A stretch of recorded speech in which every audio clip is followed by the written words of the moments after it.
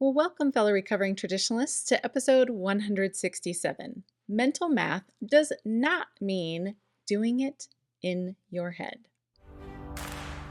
Welcome to Build Math Minds, the podcast, where fidelity to your students is greater than fidelity to your textbook. I'm your host, Christina Tonnevold, the recovering traditionalist and BuildMathMinds.com founder, where my mission is to change the way we teach elementary math to our kiddos. So, are you ready to start building math minds and not just creating calculators? Let's get started.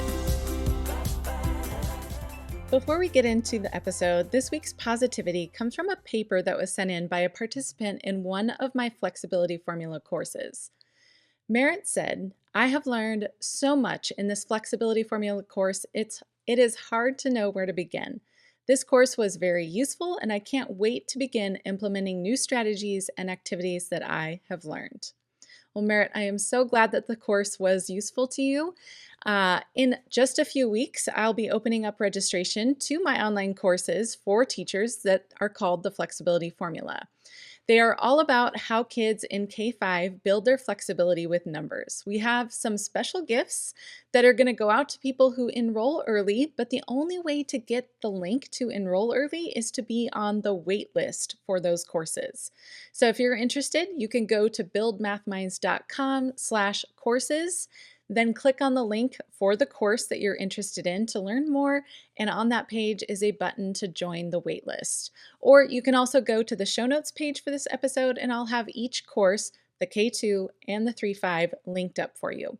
And the show notes page for this episode is buildmathminds.com/167. All right, so this episode, the inspiration for this episode comes from the book Building Powerful Numeracy for Middle and High School Students by Pam Harris. Now, even though this book is geared towards helping high school and middle school teachers, I have always loved it because one of the common complaints that I had and that I hear from other elementary teachers is that we can't really spend time building number sense and strategies with students because the middle and high school teachers expect that these students to just know the procedures and just memorize things. However, this book, along with others, show me that not all secondary teachers feel that way.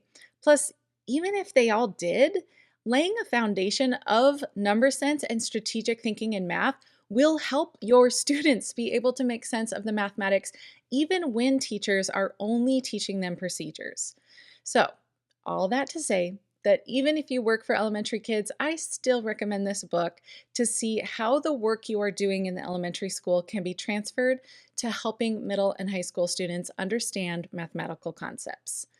Now, for the purposes of this episode, I'd like to share a very tiny part of the book that had a huge impact on me. On pages 4 and 5, there is one paragraph about mental math. Doing mental arithmetic does not mean doing it all in your head. Instead, it implies that you are using your head to reason. Many who employ the strategies suggested in this book use paper and pencil to keep track of their mental steps. This is different from writing down numbers and performing a predetermined set of steps that have been memorized without understanding. So again, doing mental arithmetic does not mean doing it all in your head. Instead, it implies that you are using your head to reason. Think that over for a little bit. If you need to, pause this. Now, when you are asking students to do mental math, are you requiring them to do it all in their head? We should be emphasizing mental math as really a time to think through a problem and then allowing students to write down or draw out what is happening in their mind. On page 5, right after the mental math paragraph, is information about the importance of representation, and I don't think that was by accident. We need to help students take what they are doing in their head and represent it on paper in some way, a way that actually represents what they did in their head to solve the problem. On page 6, Pam actually writes, many well-meaning teachers ask students to show their work. But they do not really mean show your work. They actually mean show my work, mimic me, show all of my steps in solving that problem. That was kind of like a mirror to the face. That was the kind of teacher I was. But if we really want to build students' ability to think through math problems and even solve problems mentally, we need to allow them to use their head to think through the problems and then represent that using their own thinking and in their own way on paper. If you're saying, but my students only know the algorithm, they even do that in their head, well, then I was your student. Your students are just like I was once. When I had to do math in my head, I could only do the algorithm. I would stack the numbers or whatever the problem might be, and I would do the algorithm in my head because I was taught to just mimic my teacher's work. To actually use your head to do math, you have to understand how numbers relate and how to use those relationships to make problems easier and faster to do.